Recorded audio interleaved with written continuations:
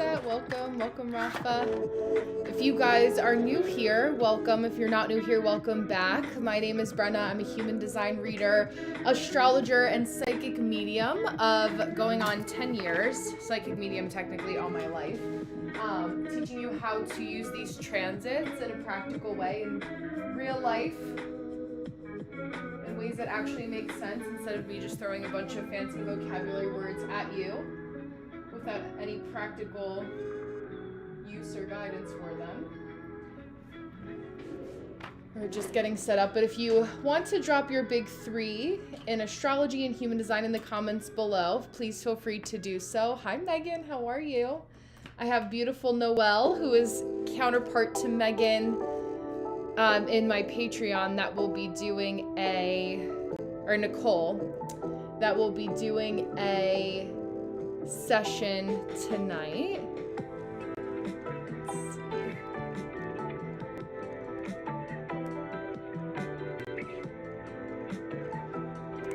And then if anybody else would like to sign up, I have my hotline link in the bio. It's $8, 10 minutes. I know, I feel the sleepiness.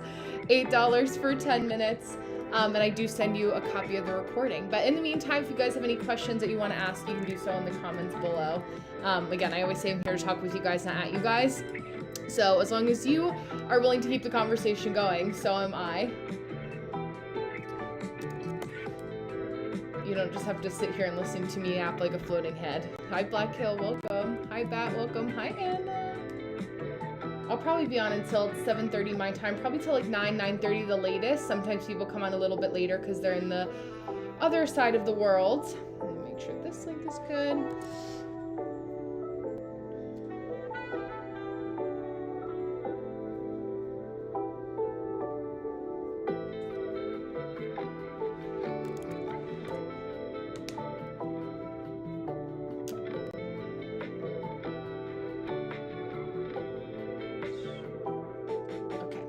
We are all good to go. So my Patreon folks, if you want to sign up for your complimentary reading, if you haven't done so already, that is now good to go. Let's make sure I have my Spotify over here. And then I just need to get up my notifications so that I'm not yapping over anyone's reading.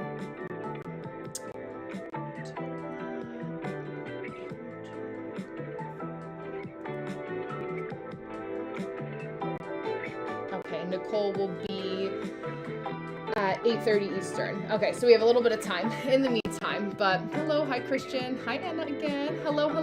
Oh, I love the little hibiscus flower. I love that.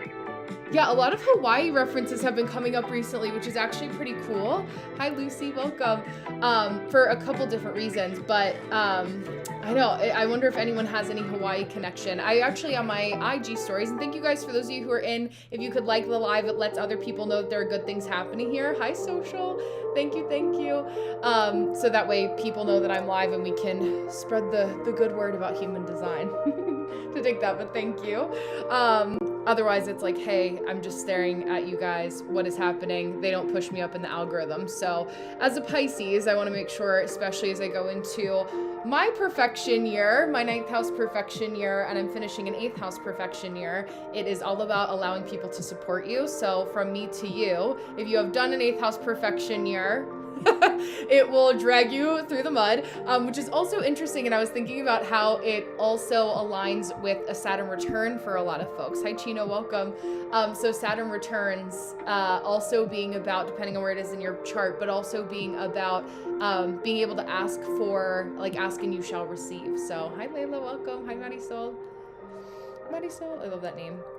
But yeah, it's been really interesting in my Patreon, and then I started filming yesterday and the day before, and I will tomorrow, because a lot of people, folks that I have, which is actually really interesting, have a 5th house perfection year, which is all about making sure that you're not within any dramatic circumstances. Basically, for your perfection year, you just have to look at your age, which also helps. Let me make sure I do this before I forget. So when we talk about setting our goals for 2026, and I just pinned a playlist.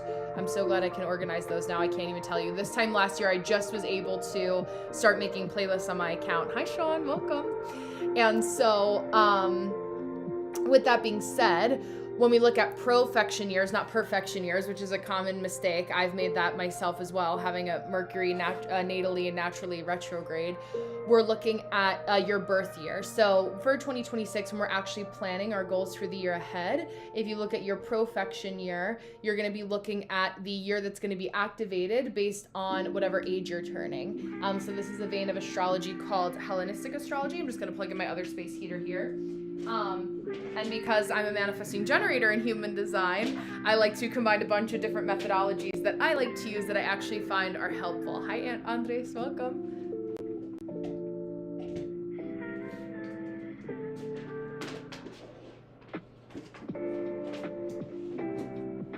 It's so funny. Every time I say like a name, hi Chels, with the Spanish accent, I always think of that old meme that it's like when the white person at the Spanish restaurant or Mexican restaurant says guacamole, but like every other word is so like American English. I can't help myself.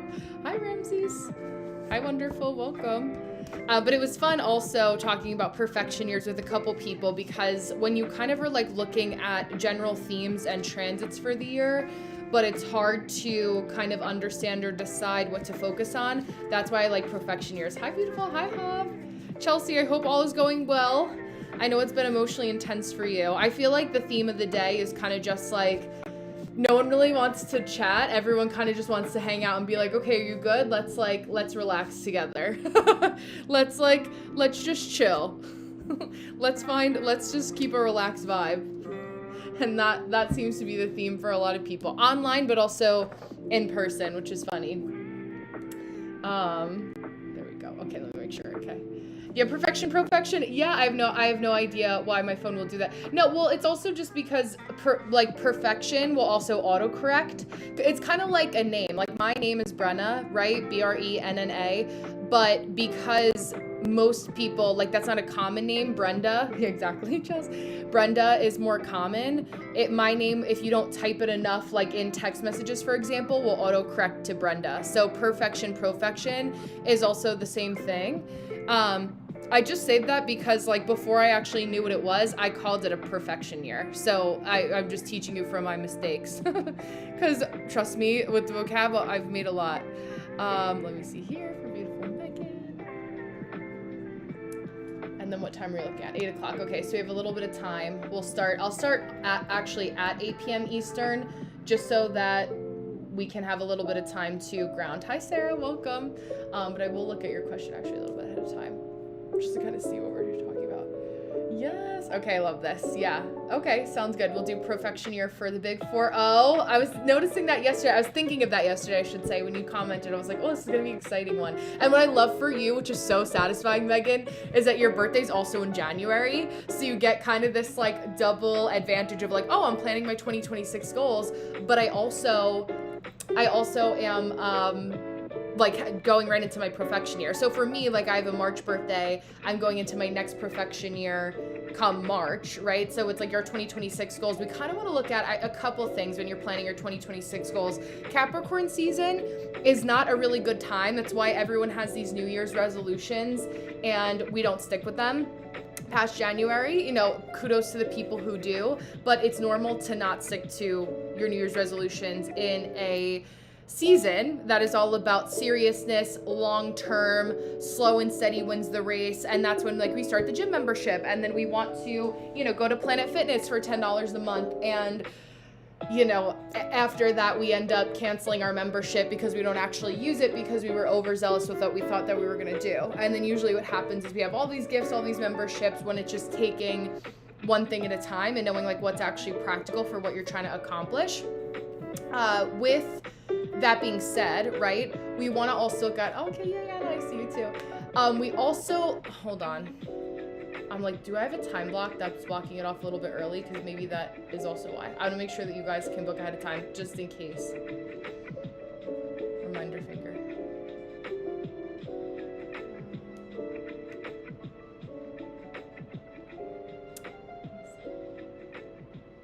No, okay.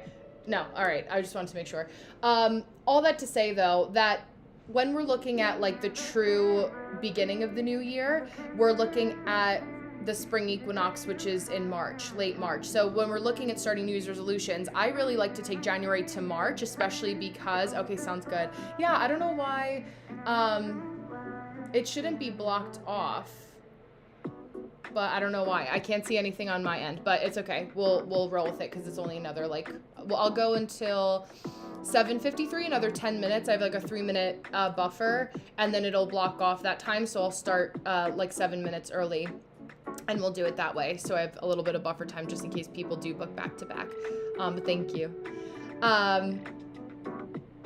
Retracing my steps and my thoughts. But when we're looking at the beginning of the new year, it's March, spring equinox, for a little bit more understanding and grounding of what is actually happening in our cosmos and our atmosphere.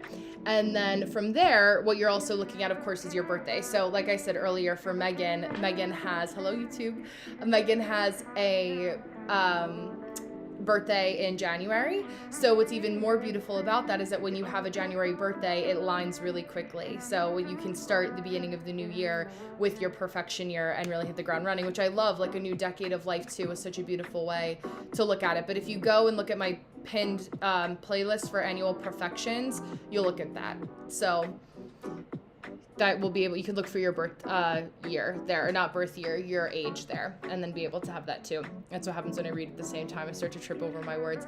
It's so funny because I was even watching my video on YT that I posted in Patreon, and I was editing, and I'm like, oh my gosh, like I know I talk fast, but even more so in that video I was talking faster. I was like, thank God my people who are watching that like to keep up with the same pace.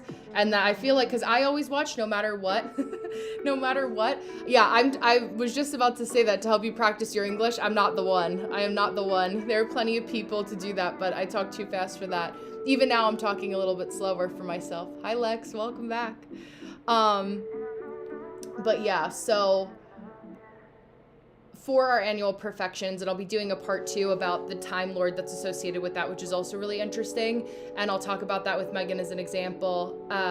But you can look at like what are some of the actual like grounding themes of your life, and it'll make a little bit more sense. Looking at my perfection year actually made more sense in terms of my Saturn return, but also because for me the two were linked. So that was also really interesting to kind of look back and do like the deep dive research on like, okay, what are some of the things? And this is what I always love about like human design, astrology, all of that, is that when we go in deeper and we start to look at like more of the granular little aspects, you come back out again and then you're like, okay, I just needed to hear that a third or fourth time in a different way and look at it in another area to be able to understand the same concept. So I always say when people are like, what do you think about sidereal or Vedic versus tropical? And I'm like, whatever makes you, like helps you to sleep at night. It really is. Hi from Brazil. Hi, Samara. Hello, Zerdu. Welcome. I love the beaver emoji. Oh yeah, thank you, thank you. Yo practico mi español. Mi esposo es cubano, so yo practico. Con un maestra in website, you know, say called Preply. Yeah, I'm from the US, if you couldn't tell. I actually get a lot of Brazilians that come across my live, which is really funny. I don't know why, but I'm grateful for it. So Brazil is on my list of places to go. Let me bring up, actually, with that being said, oh no, wait, it'll be easy for me. No, I'll bring up your natal chart too, because our degrees are close, Meg, but I want to look at your natal chart to look at your perfection. Will it do that? Okay, cool.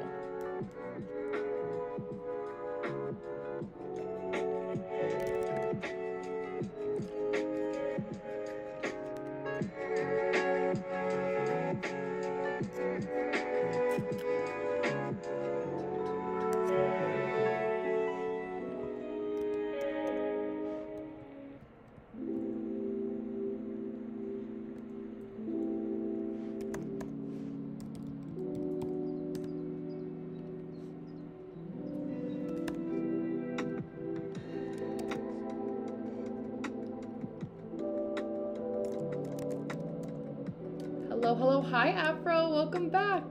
Hi Nev, how are you? Sí, lo siento. Muy rápido, sí. Brazil, yes. Hi, Neff. Oh my gosh, I was thinking of you yesterday and thinking about your profection year. I was just talking about that, yeah. To Brazil. Yo no sé en Brazil, pero wherever the wind takes me. But thinking about your perfection year and your 11th house perfection year, and like what's really like stuck out to me for you before I pivot over in the next 5 minutes to Megan officially is the local like neighborhood cleanup that you've been doing. So like I can't shake that is going to become something for you. It was like in your posts, and like I am like self-admittedly not the best scroller either, like because I do this for work. I've had to have good boundaries this year on like I post, I engage, and then come back, but there are certain things that will just capture my eye. And I was thinking of you, Neff, like in that way yesterday of like it has to be something more to that, which I know we talked about a little bit in the comments. Oh, Salvador, a little bit in the comments anyway yesterday, but like I feel like that plus like an outdoors club, and there's like very obvious like overlap between the two, can't not be something for you in some capacity. I think because like even for myself, like getting out into my local community has like just to be able to see people in real life also has been very helpful in terms of like knowing that there are good people out there. Hi, Nini. Knowing that there are good people out there. Not that I don't know that with you guys here as well, but just like we can kind of shrink into our corners of the world, right? And stay a little bit small, because like for all of us that are sensitive spiritually, we're also sensitive emotionally. So it's like it's easy for people to forget, ourselves included, like how to keep those energetics through the phone and like really make sure that like we remember. And the year of the fire horse, like moving forward in the Chinese zodiac this year, is also about like really remembering how to treat your fellow man. And I think as a reflector, especially for you, Neff, it's a really beautiful way that you're reflecting back to the world that like we have to take care of our community. Even for Megan and I both, and I commented on Saturday, I came on live and I was like, hey guys, like I'm gonna be like, I think I said 10 and it ended up being 15 minutes late because the deer family that I feed like came a little bit early. Just in those moments that I have with them to take care of the animals that are in like this little corner of the world. There's like one little orphan baby. He's not a baby anymore. He doesn't have his spots, like they outgrow them, but like those moments are really important for me, because to me it's like those micro things that I can do with blooming where I'm planted to be able to make it a domino effect really are important. And when we talk about, and I think Neff, like this just makes, hi Julian, welcome. Yeah, exactly. I think you can in Patreon at least, or on a post here. Raccoons, yes. We have one raccoon that comes along, and he at night at like when I'm up late, like 1 o'clock in the morning, he'll come and get all the scraps. We also, which is kind of crazy because where I am in my community, we have like a communal like dumpster. So because I'm in the mountains, there's no street like garbage man that comes like to your house. Hello. And so when we have that like service, like we will put trash in the trunk. Oh, hi Justin, I hope you're feeling good. I hope you guys are both feeling better. Yeah, that's so cute. I love that little skedaddler. But yeah, we walked out actually one day when I was to finish that story, and there were actually like bear paw prints. Hi Katie. Oh, hello. I didn't see you pop in on the truck, which was really funny. So we were like, okay, let's make sure. But you know, around here, like they're familiar enough with humans. I had to find the word. Familiar enough with humans to feel comfortable, but I also don't want them to get like too comfortable where they can't survive on their own. So that's also a important distinction to make too. Aw, yeah, I'm glad. Yes, we're doing good. I feel like we've had, since we got married, like this kind of, and anyone that's gotten married or, you know, has experienced newlywed life, it's kind of like this hangover of like feeling a little bit suspended in time and like loving this time together, but also being like, what is time?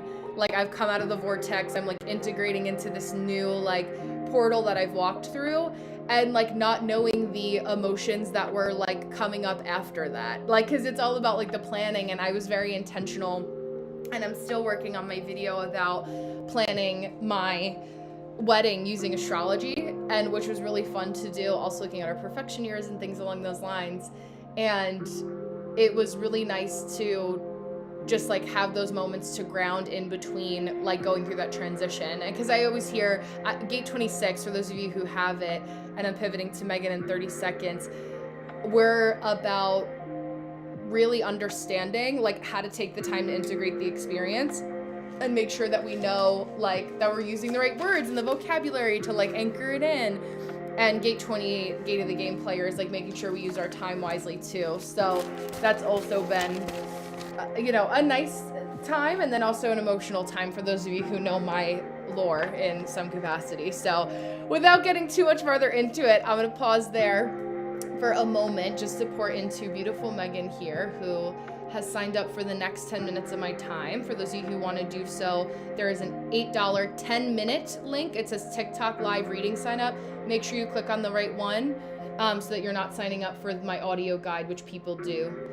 So make sure that you are not doing that, because then I have to fix it and I don't like getting interrupted, period, end of story. So it takes me out of my flow and it's only 10 minutes. So with that being said, for Megan, when we're looking at your profection year, for you and being 40, let me bring up my chart here. I just want to make sure that I have the right one. And then I'm double checking my work here. So for the big 4-0, happy almost birthday. Yes, we're in a 5th house perfection year for you. So what's interesting is that when we look at your 5th house, right? So you and I, since we're both beautiful Aquarius risings together, we have our 5th house in Gemini, but for you, yes, you also have it in Cancer. So what's interesting is that when I'm looking at Gemini, right, I'm looking at your Chiron retrograde, and this will be in the recording, as you know, full and well by now. I'm looking at your Chiron, your moon, and also your part of fortune there. So when we're looking at that, it's in your 4th house in Placidus, and that's the chart that I like to use first, and then kind of go back and forth with whole sign, especially when you're kind of grounding at the beginning of the year, right when you turn 40 at the end of January. And so there's a lot of the interconnectedness between like whatever you heal is directly tied to money. The one thing that I'll say, hi Ro, hi Amanda, because I also know it well, is to work on your level of defensiveness. I know because I've been there, and it also has to do with being a Gemini moon. When somebody is contributing in conversation to something, right, it doesn't have to, yes, I'm just doing a paid reading right now, sorry, but I'll answer some questions in between. That I just am ending mine, so I feel you. But this will also be, because it's your, like, fact checking and making sure that you get all the facts correctly is deeply tied to your emotional world. When it's like we're in a dialogue or in a space where it's like, hey, this is what's happening, right? Like this is the factoids that we're talking about. With these placements and with the 4th, 5th house axis for a perfection year, hi Nick, it's also making sure that like you know that like facts are just data and that doesn't have anything to do with your self-worth or how much you know, right? The best thing that we can do as teachers, and especially as you grow in your part of fortune and working on your business this year, because remember I said as above so below with the 4th and 5th house perfection years, is that we're looking at you feel like those things are a lot more visible than they are, because it's like the rooted parts of you, and even though you know that you can keep them kind of hidden, and anyone that would like call you out on them, so to speak, or like use them for like nefarious purposes or just kind of be ill-intentioned is actually not that educated enough to be able to see them. So there's at least some consolation there. And especially as Aquarius risings, like we do have that know-it-all quality of us. So it's like, oh, when we don't know something, the best thing that you can say is like, I don't know, and I'll get back to you.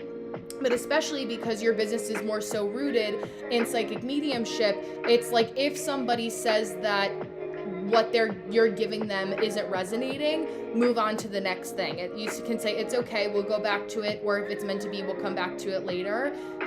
Take that vocabulary, especially in the gate 26 transit, it's all about giving you the right phraseology to be able to communicate what you need to communicate. That is a perfect way to ease your own mind and conscience and be able to allow yourself to just like ground a little bit more.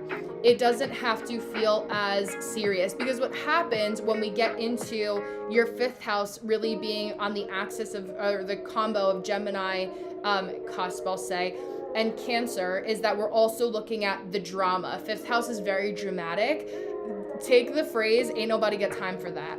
You are getting compensated for what you're getting compensated for, right? If somebody has paid you in a psychic mediumship session to talk to their uncle, you have to start to find ways this year for your perfection year for 40. Exactly. And I promise you, people will try you in 3s. This just happened to me this week a little bit with what I shared. Oh, wow. Yes. With what I shared in Patreon yesterday with the advent calendar, the astrological advent calendar. That's free, by the way, for those of you who want to join my Patreon. I'm doing like a fact a day that are actually practical. It's not like a cheapo advent calendar. You're actually getting good shit, because I also hate when I don't get what I don't pay for, or like, why am I signing up for this next thing if it's not actually worth my time? But I digress with that. But yeah, it's like people will bait you into it and try to get you. And as somebody that's in an empathic, kind of like letting a variation of a guard down when you are sitting in session with somebody. Thank you. I'm glad you like it too, for your community. Like it's helpful and it makes sense for both of us. But it's this opportunity to also not let certain things get the best of you. I think also knowing that your husband is a Cancer and him falling in your 5th house, I love that from a romance perspective. I think it's like who or what are the outlying factors? Like when you find yourself getting a little bit annoyed, kind of take a step back and ask yourself, like, where is this coming from? Or is there influence on a projection here?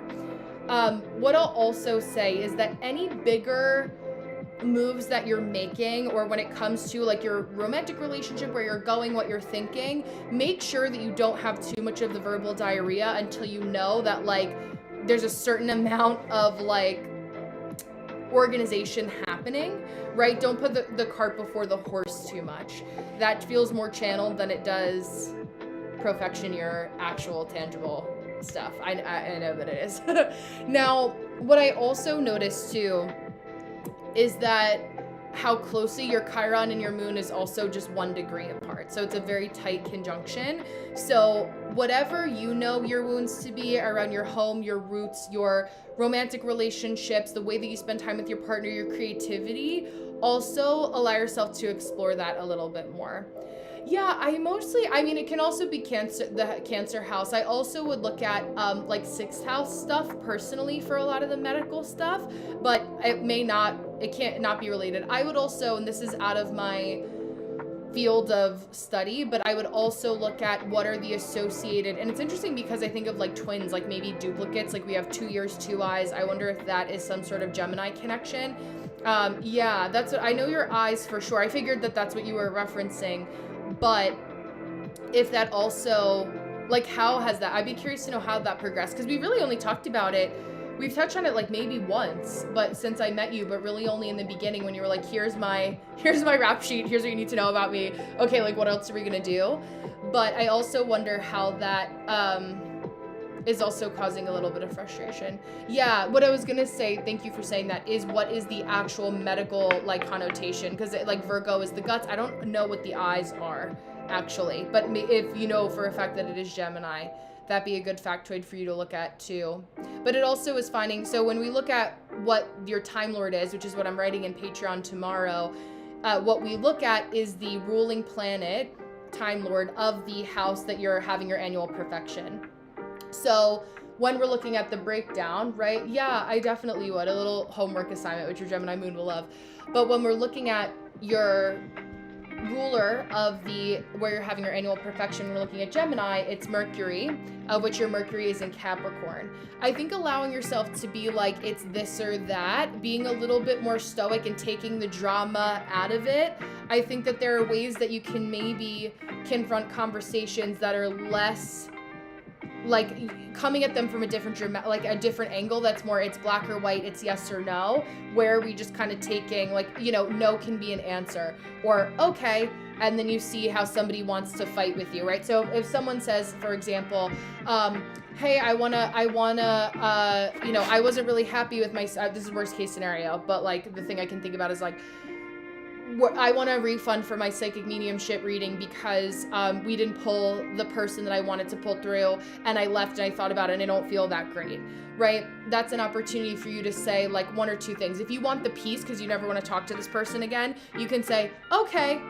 And then if their reaction is like and you know this because you've also been in insurance too, that like that person wants to keep going, you could say, listen, Gloria, what is this actually about? And that's a much better way to diffuse the situation than to be like, tell me, right? Versus like, I'm not giving you a refund. Because what you're doing is mirroring, hello, pure inner truth, nice to see you again, welcome, welcome. It's you're matching the drama, and there's a part of you with this next decade in these perfection years that are about rising above it. If you sit in shit, you start to smell. And if you sit with people who are dramatic for too long and give them what they want, then they think that they can walk all over you. So it's about setting the tone of like, okay, right? I'll refund you, but I'm also not blocking you from ever being able to pay me for anything again. Short, sweet, to the point, or you know, changing the tone to say like, if I'm going to be of service to this person, I know that someone's coming to me in a time of emotional crisis and need. I know, girl, I know. I'm also on the receiving end of this in a client-facing position. And I always say, like, we're on TikTok Live right now. I don't know who the hell half these people are that are popping in and out, right? Whose names that I see. This is like I'm walking past somebody in a sweaty Cookie Monster jumpsuit in Times Square that's running up to me. I live to take a picture versus like, I'm like, okay, this person energetically feels more normal. I know Rel, they feel normal even the first day that I met Rel, right? There's some people that we connect with. Thank you, Nick. So, you know, you can start to get a sense of it. Now, the key with that too, with your perfection years, is also when we're looking at the time ruler of, or the time lord, of Cancer, we're looking at the moon. Also goes back to your Gemini moon. So a lot of emphasis on your Gemini moon regardless, also conjunct Chiron there by 1 degree. So focusing on that and just marinating on like, what does my moon activation look like? What does my Chiron activation look like? How do you know that your Chiron wounds really affect you?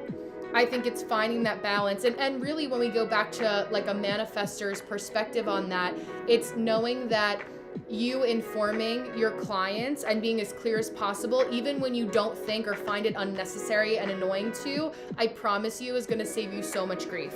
My photographer for our wedding is a manifestor. She's already let me down twice. One, she said that we were going to have a preview 3 days after our wedding, which is normal. She said that. And then she also said that we were going to get a 2 to 3 minute like trailer of our video for our October celebration. Actually 3 times now she's let me down. Those 2 things have gone by. Those are standard across the industry. You guys know my bestie is a photographer. As a manifestor, if you don't hear from me, you're like, oh, this person just forgot, right? Like they're busy. I'm like, no, I expect that if I've paid an adult thousands of dollars, that they are going to do the right thing, even if I haven't paid them thousands of dollars, right? So it's those types of things, not saying that you're going to do the same thing. Obviously I'm bitter about it, but the importance is that in her email, she was like, I don't like to, you know, eventually she reached out and we had a conversation. She's like, I don't like to, you know, be in my inbox too much because I want to be editing. And I'm like, listen, we all know as a photographer, you get the same 5 fucking emails all the time, right? Really easy to keep a draft. I have my drafts. I send the same email back to everybody when they book a long reading with me, right? Give or take a couple other lines. Nice person, right? She means well, but it's the naivete, right? It's just like not knowing how much as a manifestor, you can also very easily piss people off. Exhibit A, when you're not informing them of the right timeline, the right way that it's supposed to go, because it's exactly that. I don't like asking, right? And knowing that the flip side is also true.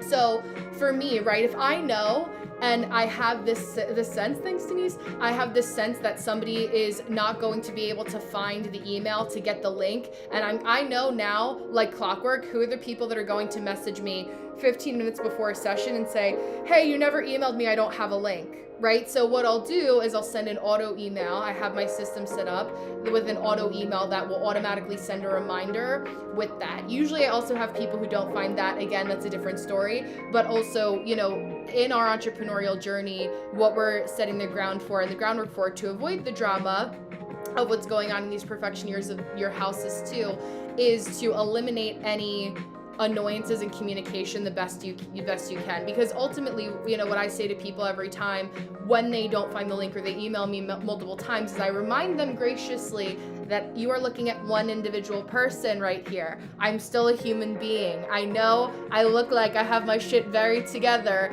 and there's a reason for that, because everything else has to go in a certain way for those ducks to fall where they may. Do they all the time? No, but we will remind people of the ways that they have inconvenienced us kindly, but I don't let people forget that, because I let them know the favors that I do for them, because I'm also one person that doesn't have to do the things that I do. I'm nice at my core, but I don't have to be when people do silly things. So, you know, it's a reminder that's like, you know, pick the right one on the right day, not the right one on the wrong day, and make sure that those ducks are in a row. Also ties in for me for my perfection years too. So, you know, passing that on from one Aquarius rising to another, that, you know, part of the reason we don't stay in our corporate positions is because I don't want to chase adults down for their money. I don't work with anyone that's under 18 years old. It just naturally happens. Usually most 18-year-olds are peripherally understanding of human design. You know, it's 18 and up for my Patreon for that reason, because, you know, it's $22 a month. If you're an adult, right, and that's a struggle for you, we have other things that we're talking about, right? I'm empathetic, but I'm also not in the business, again, as one solo person to, you know, chase adults around and have them figure it out. I'm not the billing department. I am the billing department, but that's what I have Patreon for. It's auto for that reason. So some other things for you to think about, you know, going into this year, and how you can eliminate drama in any way. Just checking in with yourself as a psychic medium and saying like, okay, I know that there is a ground level of annoyances that I have. What are the ways that I can kind of set myself up for success so that the policies are in order, the organization is in order, and I know where I can check the boxes of making sure that I can alleviate that as much as possible, forward thinking and as Aquarius sun and an Aquarius rising, so that you can outsmart the things that you know are coming down the pipeline. Don't watch them and then wait for it to happen. It's like sitting in that kind of like self-controlled stress of your own making. So some other things that I will extend to you from one entrepreneur to another in your perfection, your duties for the year ahead. But I'm excited for you, Megan, and obviously you know where to find me.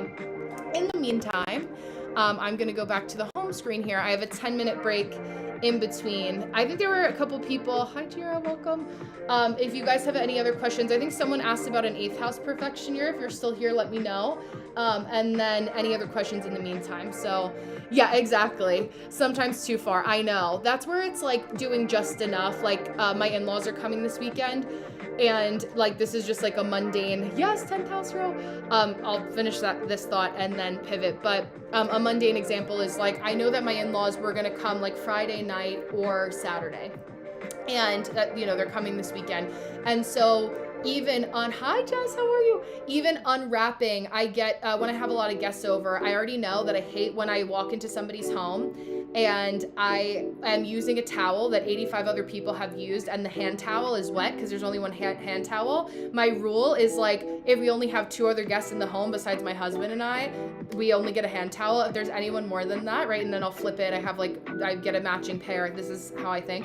And then what I also get is a pack of like decorative, because it's the holiday season, like whatever it relates, decorative like napkins that people can wash their hands or wipe their hands, dry their hands, and then throw them in the garbage. So I'll do all the little things that eat up little pieces of time that allow me to relax a little bit more when I am hosting, so that those things go really well. That's also my event planning coming in. But you know, like when I get a new gallon of milk and I'm unloading all of the groceries at once, I will open up the caps of the dressings that I get, the milk that I buy, and peel off all of the extra tabs, things like that are like a good way from one Aquarius rising to another to like get a little bit ahead. Also looking at the house that Aquarius rules for you, where Aquarius is living, is also an area that technically you guys like to be a little bit ahead in. So if Aquarius is your first house, it's like things that feel good. Like I know what I'm going to wear today, the night before. I think about what am I doing? What's the energy I want to bring? What colors do I want to wear?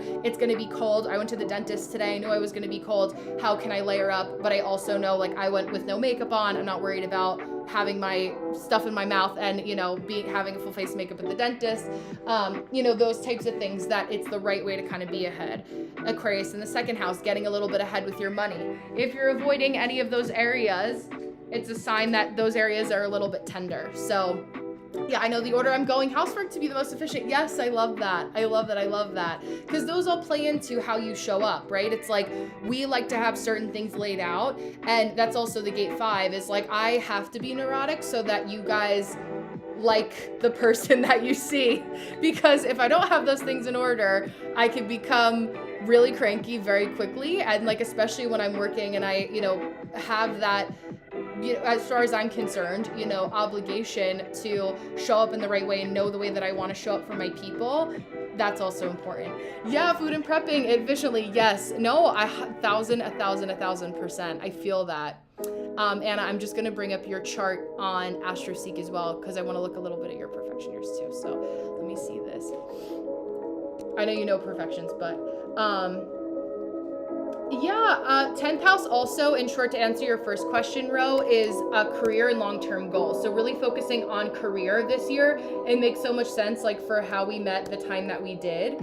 Also, sidereal versus tropical, it's not about, to me, it's not about interest. What I don't like about a generalization, hear me out, generalization, don't try to yell at me for this, is that a lot of the Vedic sidereal people that are on TikTok tend to do it from like I'm better than you. Like, I don't like that. I feel like if you're actually going to teach and you want me to listen to you, be nice and let's have a conversation about it. No one likes to feel, though, it's like full circle of what Megan and I were talking about. No one likes to feel like they're dumb. And if you actually want me to learn from you, how about we're nice about it instead of bitter that a lot of people use tropical. So that's my little soapbox moment about that. However, I do like a couple people that do. Kinesia is one of them. But she's not on this app anymore. She's over on the Tube of You, which is where I got that phraseology from. But all that to say, I like Western astrology because I am a person that was born and raised on this side of the globe. I also like, and it's funny you said this because there's a couple workshops or like talks, conversations that I wanted to look at in relation to sidereal. The generalization that I know from what I've gathered up until this point quickly is that sidereal, more people feel like, is your soul internal processes and your soul's evolution, where people feel more so with this debate that tropical is more so like the Unga Bunga earth version, what my human body is going to experience, in short, which is also where kind of like I left like a lot of, I learned human design before astrology. Part of that reason is because I didn't like how many people like to argue about astrology in the comments, and I was like, I want to make sure that like if I'm gonna start talking about this thing, I like know what I'm talking about. Because like I feel like, and I knew that like, okay, with how much time realistically do I actually have to like research this thing the way that I know that I want to.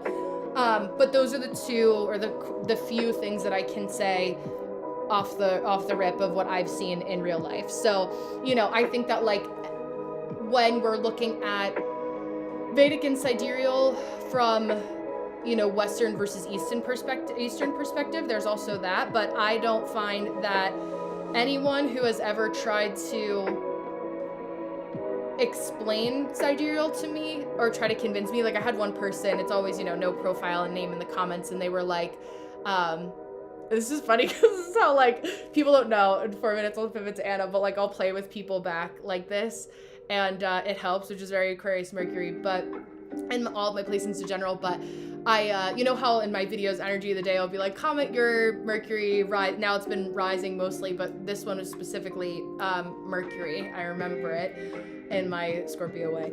And they commented like, I was like, comment your Mercury for a sign, you know, a tip, blah, blah, blah. And this person, let's say that we were going through like it was like Leo, Mercury, and I think, what are we, Leo Mercury season. And they said like, let's say Virgo Mercury, was the season that we were in. We were going through a Mercury and Virgo transit, and they were like, Leo Mercury.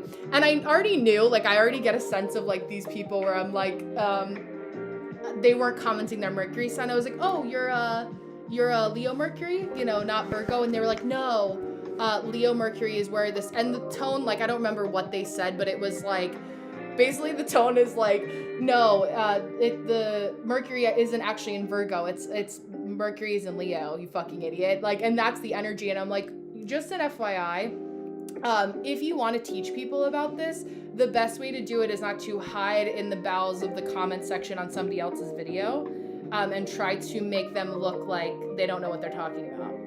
And guess who never commented on anything again? You know what I mean? At least of mine, who knows? They probably go around and pick the low-hanging fruit of some poor 16-year-old who has TikTok and is trying to practice astrology and is like, I don't know. You know, like how I also would have been at 16. But you know, it's like that type of behavior is like, it's interesting how different variations of astrology can sometimes, again, generalization. Yeah, thank you. I love it too. It wasn't always that way, but it took a lot of other people. It takes a lot of other people taking advantage of my kindness to know that I ain't the one. And also very Aquarius Mercury of me to kind of like know how to say it in real time. But hi, Chelsea. I just don't tolerate, if it doesn't have a logical, practical, like anything that you're contributing to the conversation, like just stop talking, right? A lot of people, I've also had a conversation like in real life with people, like it's funny, like meeting me in person or like people that do on this, you know, those of when we translate or transitions into like real life in some capacity. I have that kind of energy out in the real world. I think it's also just like being where I'm from, which you know too. You're very welcome. That like I was at PetSmart one time when my cat was little, and he went to the like veterinarian that they had there because that was the closest one that was affordable, because I was like a recovering college student and, you know, just in like a financially broke period in my life when I found him, which was not that long after college, but also like not that recent either. I think I was like 25, 26, for many different reasons. But all that to say that the woman that was at the front desk came out and she was like, I think I was like 10 minutes late because I was trying to get him in the carrier. He was a baby, and like being in the carrier. And she was like just such an asshole. And I was like, you work with fucking animals all day. I know it can be depressing when they're not doing well, but like, how bad can your job, you know, be? We all have people that we don't want to deal with. And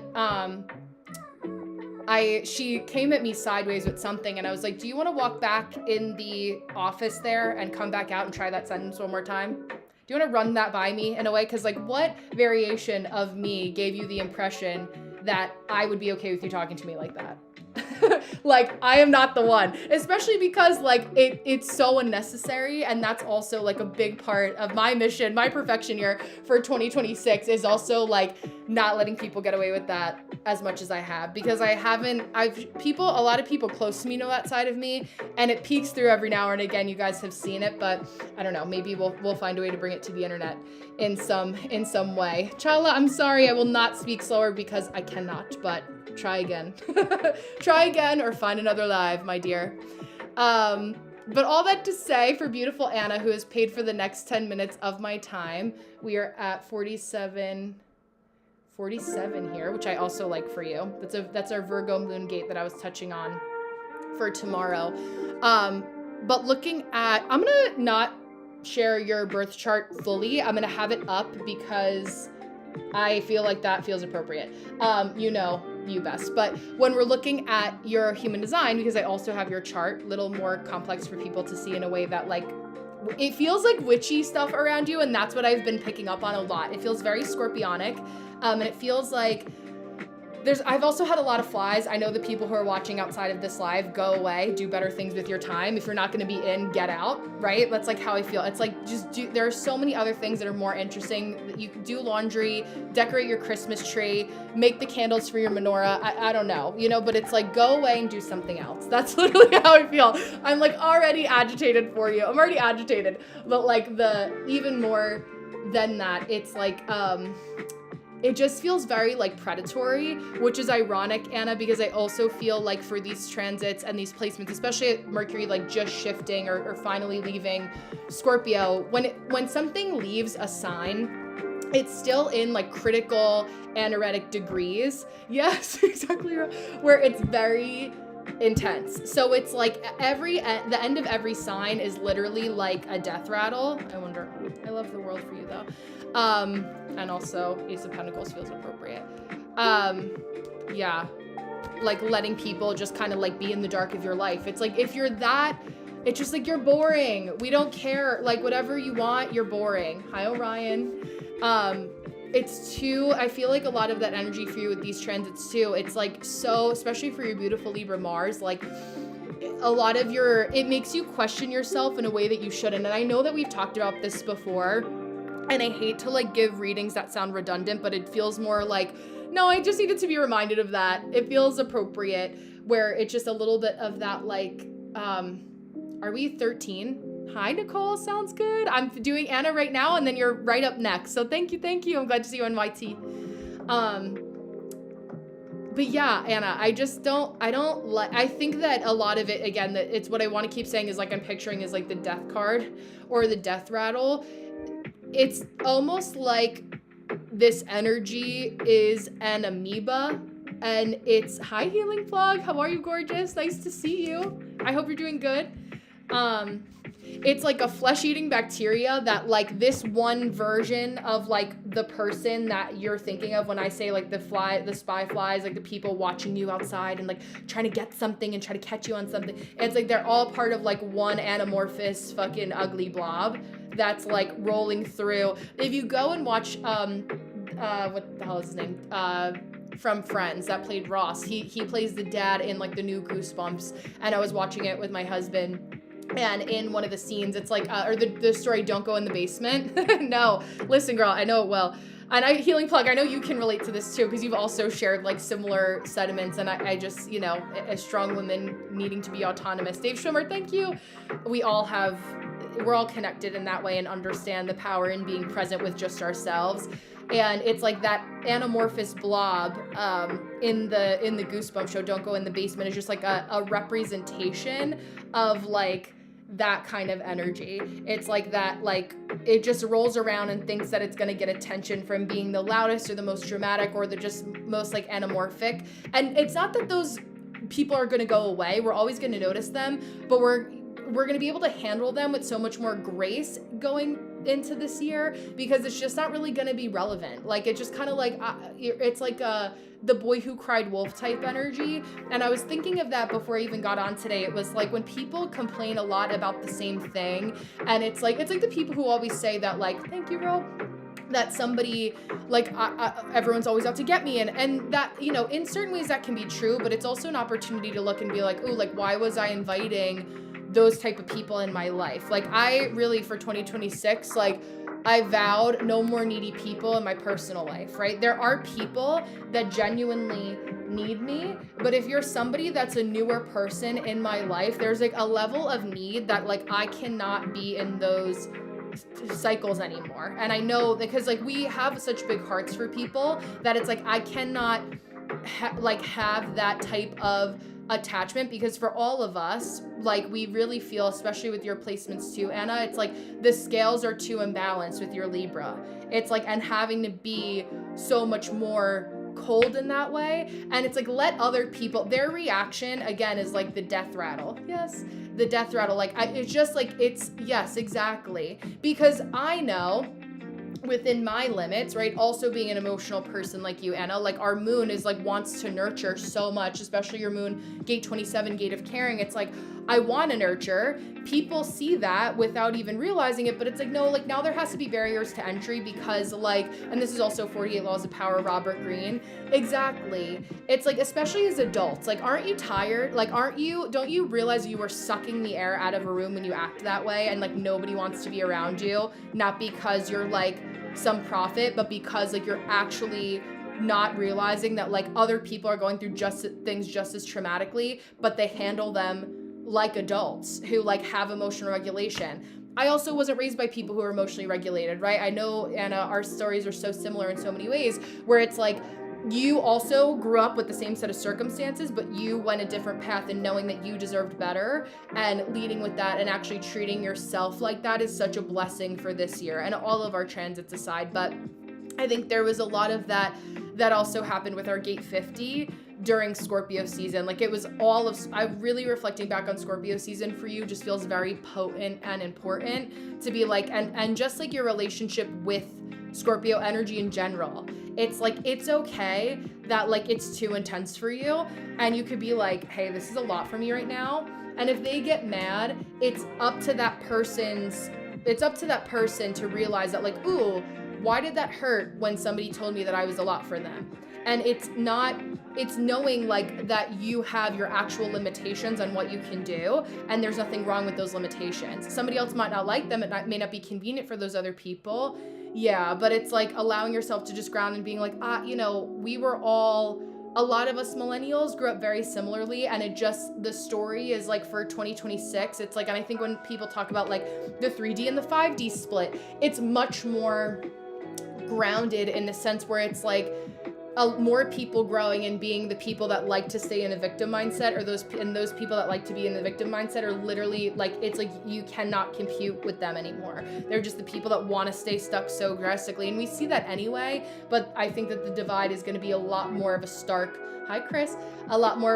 contrast than it's ever been before. I also see that too, and that comes with the normal evolution, but like, it just feels that way for your transits as well, and your placements, Anna, that like that's going to be a lot more prevalent, and just like knowing like what you deserve. And for you, your reigning cross of Maya, I was talking about this with another client that was actually working on, we did two sessions together in like a private co-working space, and they were creating a lawsuit for somebody, and one of the people that is like kind of involved in this suit, I'll say, is reigning across of the Maya as well. And so for reigning across of the Maya, it's also about being a truth teller. So it's like, it's literally like Jack Nicholson, like, you can't handle the truth. Like, that is going to be your vibe, like, from now on, especially the closer you get for 38 to 42 for your incarnation cross, like solidification. It's like really being like, you're the scales. Like, you're not supposed to be dragged around by other people. I don't know if you were on, it's the Topaz woman. She's a young black girl. She has her hair that's always like slicked back in a bun, and her profile picture is blue. And she was talking about how she's an astrologer, and she was talking about how basically Libra, being the scales, is like the only sign at 12 signs of the zodiac that is an inanimate object versus like a living organism, which I loved. And so I think it's like knowing that it's okay that you're not as emotional. Yeah, like it's like you're kind of meant to act like an object, where it's like, do the scales agree, yes or no? And being in an environment where like you kind of, I think, like really working on your deconditioning and knowing like, where has my emotional response actually been how I reacted because it was safer based on the people that raised me, versus how do I allow myself to be a little bit more emotionally detached from this thing. Yeah, exactly. And I think it's like, don't mistake my kindness for weakness for you, Anna, like that quote. And like people just need to learn to not play in your face. And it's just kind of like looking at somebody. I would highly recommend, if you haven't, highly recommend watching the show Nurse Jackie. And that's why anyone with gate 27, I would say, is really good in the ER, because when you learn how to handle, and I'm pivoting over to Nicole now, when you learn how to handle that energy effectively, it's really, really great. Yeah, it's so good. I love it. And also Father and Tantola and Carmela played together. If you watched Sopranos, they also are co-workers, I'll say, on Nurse Jackie. So hi Jenny, welcome back. So I'm thinking of you, Anna. I know, just kind of grounding in like, you're not insane for thinking the ways that you've been thinking, even if nobody is, coming out of the woodwork, you can feel it. regardless. So don't let yourself think that it's like, there's, the difference in reaction. You also know what true mania looks like for one person who's experienced it firsthand to another. So just give yourself a little bit more grace in knowing that, like, I think a lot of that is like a conditioned reaction for you. Yeah, it's like, and finding that balance of like, there's paranoia that's like, I'm tracking. And I think, Nicole, you as a Libra too can relate to this. There's paranoia that's like a tracking versus like, ooh, like, hi, Susan. There's something, I feel like there's something wrong here. And see how it kind of builds from a place of logic, like weighing it with logic versus like letting yourself go towards what you've known has been a cycle that wasn't really yours. It was the environment that you as a projector was conditioned to be in. But obviously, you know you best, and with your mental health, it's never gonna usurp that with spiritual advice. But I know that you're at a place now where it's like you have that discernment. So absolutely. Yeah, and it's good to be hesitant. I think that it's slow and steady wins the race, right? Like, I'm not a person that can, spend a lot of time on texting all the time. So people need to know that, and I can tell them, and if they don't respect it, well, then you don't get a text back. Sorry, I told you, you tried to get around it. Goodbye. That's it. End of story. You have been reallocated appropriately. It's just that is that. So to keep that in mind with you. But yeah, Nicole, I am also the emotionally mature black sheep of my family. Thanksgiving was rough. I feel you, Nicole. Absolutely. Let me look at your question specifically and then what time we're at for you. Oh my God, we're at the 1 hour mark already. That's kind of crazy. A lot of 1s and 10s. Yes. Okay. So I was reading about the bottom right arrow on the body graph, and it said that it informs us about how to best manifest and set goals. My arrow is right facing. Do you have any tips that could help? Yes. In your goal setting. Yes. So when we're looking at the variables in human design, I'm just going to use Anna's chart because hers is also the same. And we're looking at the arrows. Basically, yes. When we're looking at arrows that point to the left, there is known as what's called active arrows. So active arrows means that you kind of have a more masculine approach of like take charge and lead and be a little bit more forward and forceful, versus anywhere that you have a right facing arrow. Hi, Lisa. It's a little bit more feminine, relaxed, which is funny because you probably feel like, fuck, like I've been going about this like the whole wrong way. That doesn't mean that you can't specify specific goals for yourself. What it means and how I found that it actually works best. I actually have a very old training, and I wish I could remember in Patreon. It's somewhere in the bowels of it from like this time last year. I think from January.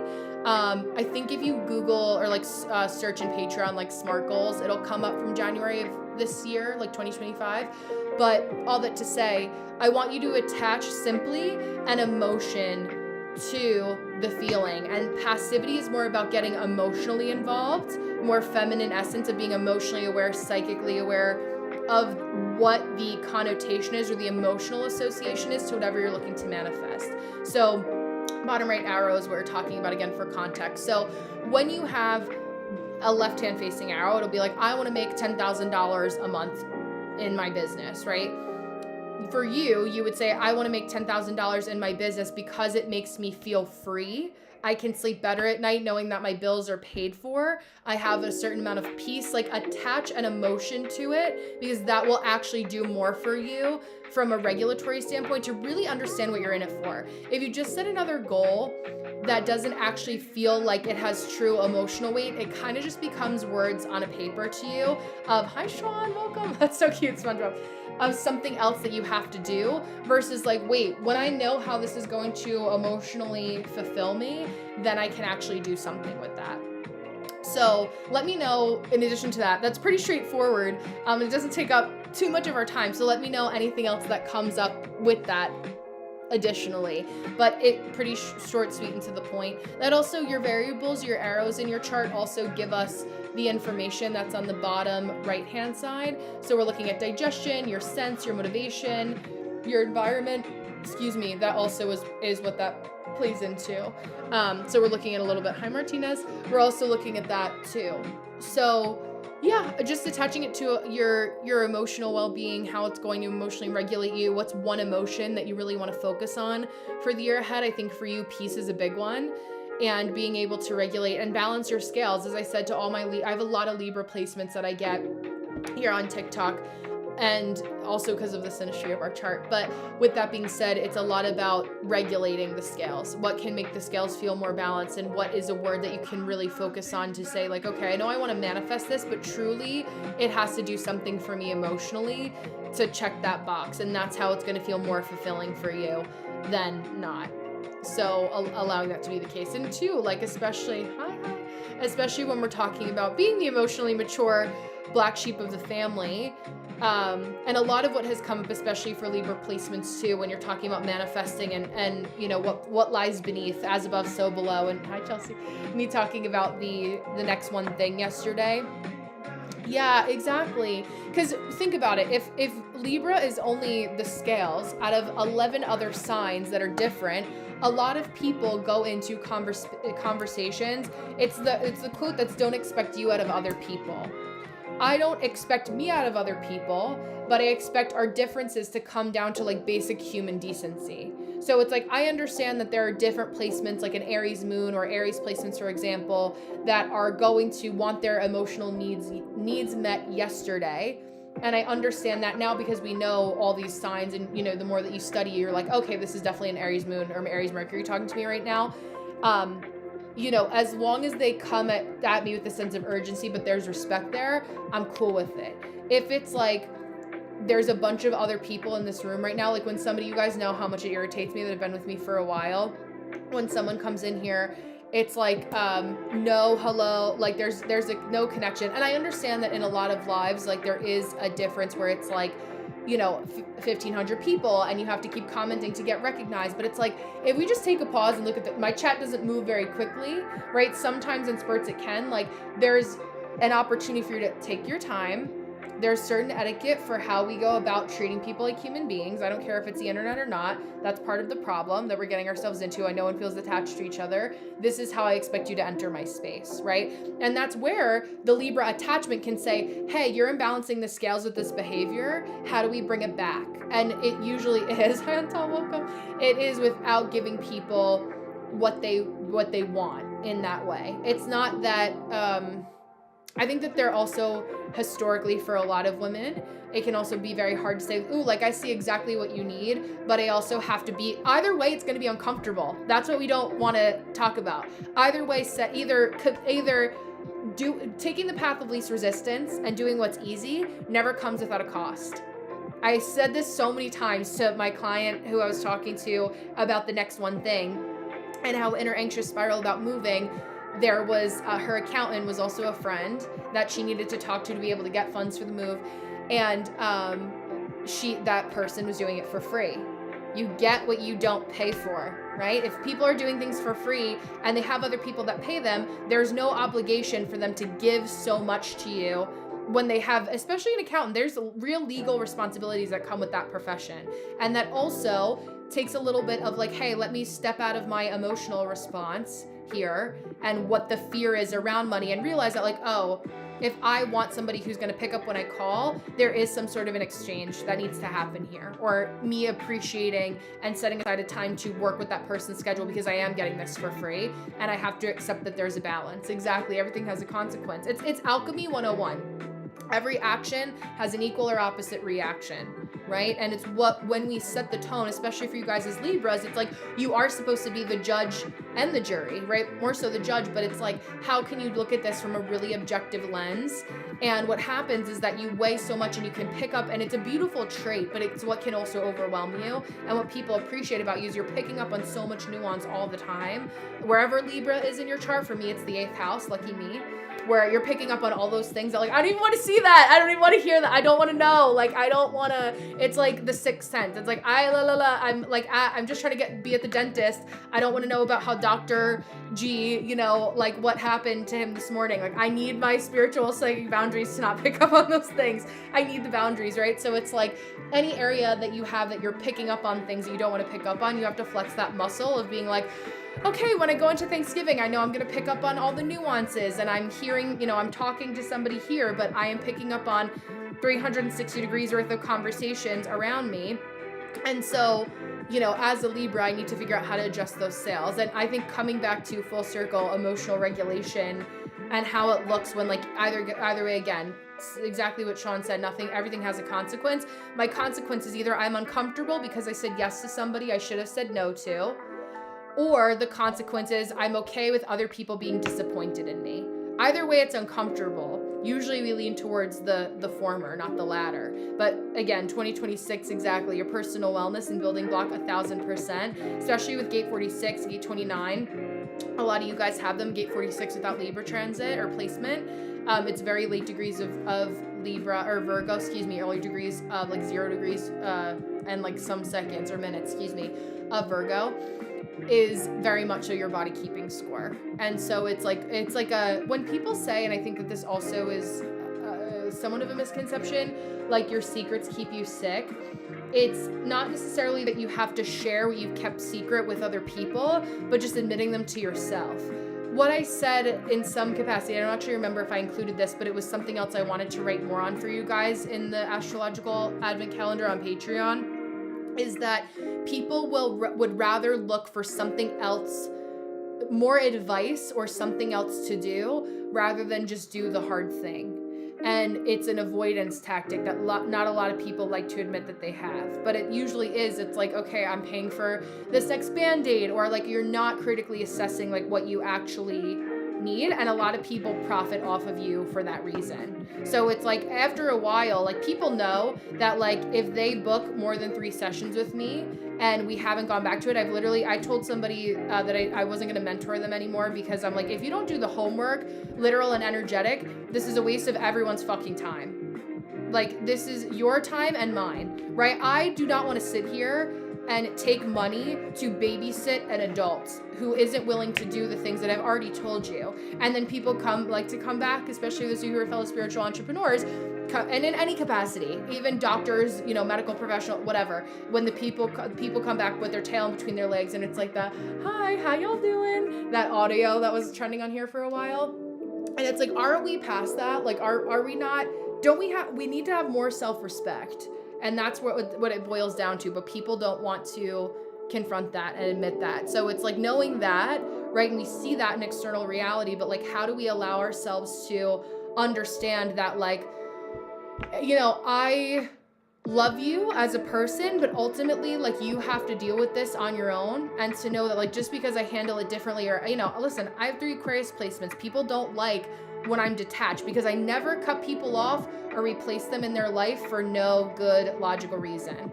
And that's why it makes people even more uncomfortable when an Aquarius placement, a healthy Capricorn rising or Capricorn placement, or a Libra is non-emotional, because we didn't get there for no reason. And I'm able to say it was A, it was B, it was C, all the way till Z, and explain it very clearly. And I can see it, and usually people don't like that you can see it also. So just to remember that, Nicole, I think a lot of this year, to your point, full circle, is to really come back to yourself. And it's okay to not be at that point to confront people in that way yet. But the more, how you do it naturally is that if this year is about focusing on you, and we all only have 24 hours in a day, 8 of them we should be sleeping, 6, however many hours you're able to sleep, get your rest. And the other time, it's like, if you're focusing on yourself, you just won't have the ability to take the call, or to, go to the Friendsgiving that you don't want to go to, or, whatever it is that you don't want to be doing, because your priority is elsewhere. A lot of the ways that we can be successful and maintain success, same goes for weight loss, it's the basic things, is that the more simple we can think of it, with adding things in that are good for us versus all the things that we like that we're cutting out, it's much more efficient. When you think about dieting, no one likes to think about cutting things out or how many less calories I'm getting a day, but rather think about the things that you can add into your day that you're like, oh wow, like that's a lunch that I would really like today, that are gonna make it more enjoyable. And then you apply that same methodology to your life and your spiritual practice. That's why I say, like, the spiritual gym is the same, right? There's a lot of people that say that they want to be about it.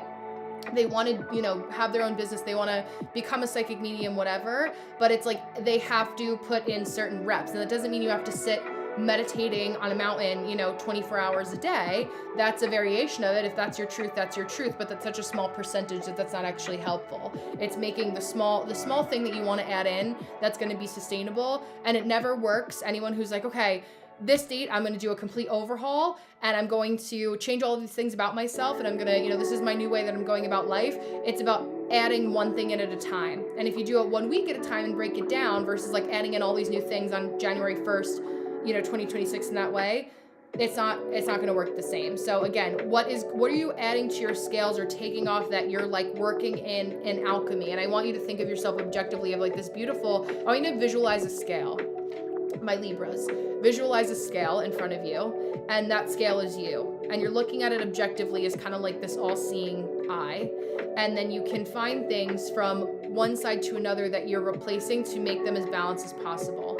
And when you're doing that, right, I want you to think about what are the objects, how big or small are the objects that are on either side of the scale? How big is the scale? And that's a physical like representation of how much these changes are affecting you. And I want you to think about how you can be more fine-tuned and precise about like what are the things that you can move or you could tweak that feel a lot more sustainable. So just a little bit of a helpful visualization exercise to get yourself grounded in that way. I think that's more practical. I'm just making sure that I didn't yap over anybody else. Okay, that's for next Thursday. Okay. But yeah, just to be a little bit easier on yourself. So yeah, absolutely, Lisa, I'm happy to give it to you. Are you a Libra sun too? I know you're an Aquarius rising, right? You're my Lisa, that's the Aqua rising too. I mean, any visualizations like that are so helpful. So yeah, you're so welcome. I will send you, anyone who got a reading with me tonight, I will send you the recording. I may have 1 or 2 spots left, but if not, I will be getting off in 12 minutes. So if anyone wants to sign up, now's your chance. I will be back tomorrow, 7:30 to 9:30 Eastern Standard Time. So, oh, Jupiter, Saturn, and Libra, Gemini, Sun. Okay, yes, that makes sense. Aw, yeah. So this full moon in Sagittarius was opposing your sun. So a little bit of illumination there. Thank you, Orion. I appreciate you. So appropriate. Oh, Pluto too. Okay, Libra, Pluto. Yes. Yeah, it's like not, especially for Pluto Libra generation, it's the uncomfortableness and like doing what we have to do it's almost like making the scales in balance and realizing that we do have to do a level of like going back to fix our mistakes that could be uncomfortable for your fellow Pluto Libra counterparts, but it is what gets the most bang for your buck. It's like how I really feel that like so much of our incarnation across the board, no matter what you study, whatever discipline, whatever, gets you in touch with like a version of spirituality and self-awareness, is like we don't come to Earth to not feel uncomfortable in some capacity. I think it's like when people say that this is like, a version of purgatory, I really feel that, where it's like we have to be willing to do the hard things. It's like when you block somebody. Yes, exactly. There you go, Lisa. I love that. When you block somebody that you don't want to block, but you're like, oh, like this actually feels so much better. Or like when you wanted to when you like called off of work for a job that that you want to be leaving, but like you haven't left. It's like there's a reason that like the bad thing feels good because it's actually the right thing to do. Just like green juice, after you drink it for a couple days or take your vitamins, you're like, oh wow, I actually feel so much better. But it's like part of the practice of our spirit of discipline that is important. We have to be willing to do some of the hard things. So some more information that I will say. But in the last 10 minutes, let me know if you guys have any questions or anything else you want me to touch on today. And I'd be happy to answer them before we leave each other. So let me know. Yeah, and then tomorrow we have a Virgo moon too. So thank you, Ro.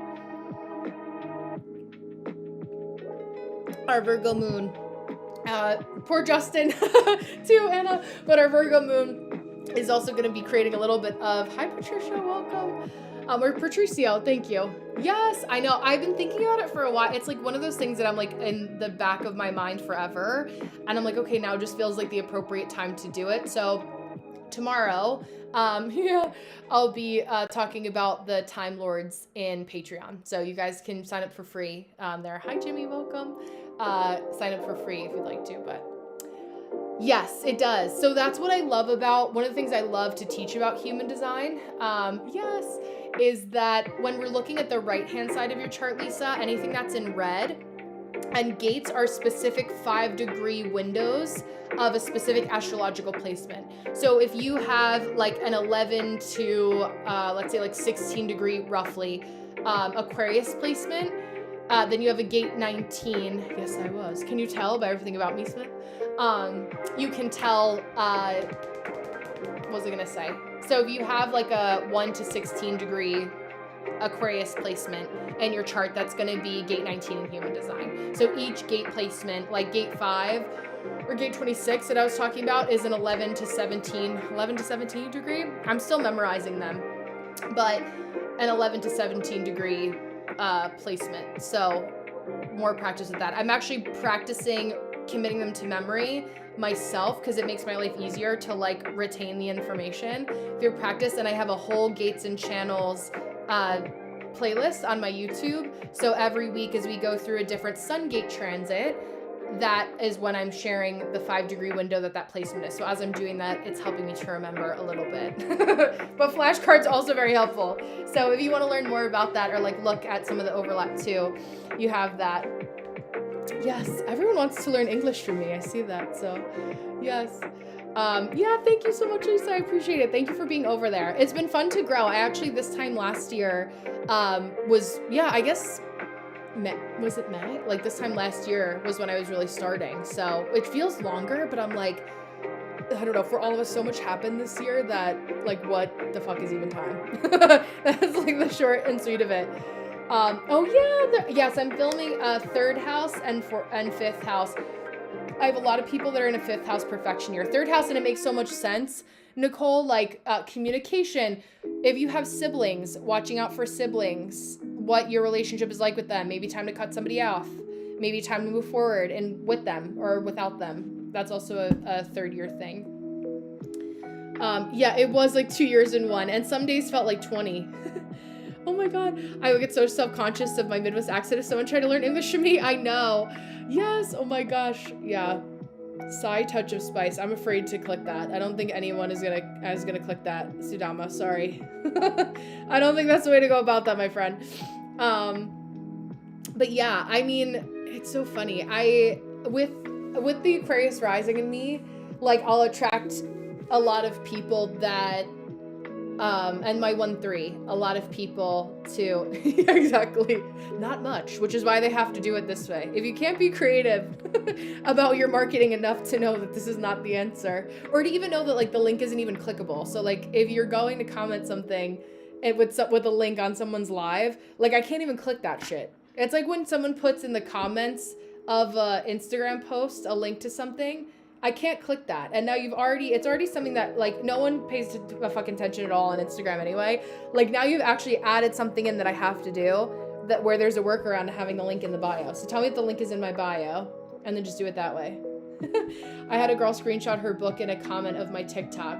Yeah, oh my God, that is like the astrological equivalent of like, I don't follow you, I don't know who you are, but like, here's a copy of my birth chart. Like, fuck off. Like, that's so, like, where is your sense of etiquette at all? Unless you're 13 years old, like, no. You know, like, if your brain is not fully developed, yeah, but it's like, what the fuck? Like, the reason you're stuck is not because no one's answering you with the comments, is because you have no fucking critical thinking skills to take 30 seconds or even 3 to literally search up exactly what I've hopefully thought-provoked you to look at, right? Like whenever somebody is like, tries to concoct the way that they like me to do my energy of the days, I'm like, the whole point of this is to also give you enough information that if you actually want to learn, book a reading, or you actually have the wherewithal to Google or research it yourself. We literally have a search engine on TikTok. Like there's somebody else who said this 85 different ways till Friday. That's like, it's not that hard, but you're making it harder by being dumb. And that I have no apologies for saying that. Hi, fellow Brenna. I have to tell you that you remind me of Melanie Ann Layer. Oh, I don't know who that is. You know who I've also gotten, which is funny, is JoJo, like not JoJo Siwa, but JoJo, if you couldn't tell that it wasn't JoJo Siwa, JoJo, the Too Little Too Late singer. I forget who else. Oh, Alpha Femme, I already love that. I could see that. Yes, I think our eyebrows too. She looks also like she may be British in some capacity, if I had to guess, but that's cool. Yes, I'll do a little more research after I hop off. Hi, I've never met you before. Can you break down all my variables and lines? Yeah. Hi, I've never met you before, but like, can you solve all my problems for me? Thanks. Bye. No. Fuck off. I had to solve my own problems by myself. I don't need to do it for anybody else. Like, my life is hard enough. At least let me do it for the people who appreciate when I help them too. Like, fuck. God. Like, and what pisses me off is like, I can laugh about it now, but it's, yeah, I know. That sounds nice. Yeah. I'm like, I literally said to my husband last night, and was talking to somebody, and I ended the conversation, and he was standing in the kitchen, I'm sitting at the kitchen table where all good, dramatic conversations happen. And I was like, if we ever needed proof that God exists, it's the fact that people like that have survived this long. Like, I don't understand how, like, these are the questions that I'm being asked in this way. And, like, this, like, you've actually survived. And you're an adult that's much older than me. Like, that scares me. Hi, Reflector. Yeah, evolution really isn't real. I think, and natural selection. Like, wasn't that what people use it for? Like, nature's not selecting at all anymore. It's given up. It's abandoned us completely. Yeah, put in the work like I did, exactly. And that's where it's like, people love that, they love to counter that argument where it's like, oh, well, because you had to suffer, like, I have to suffer too. And it's like, no, it's like, if you take, like, literally, like I said, 3 seconds to research something or to, like, want to help yourself, it's literally like trying to help an addict. Like, it's like an emotional addict. It's like their drug of choice is emotional drama.